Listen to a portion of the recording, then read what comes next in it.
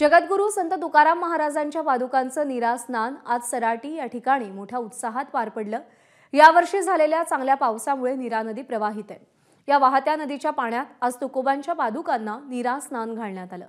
नीरा स्नानानंतर तुकाराम महाराजांचा पालखी सोहळा पुणे जिल्ह्याला निरोप देऊन सोलापूर जिल्ह्यामध्ये प्रवेश करेल।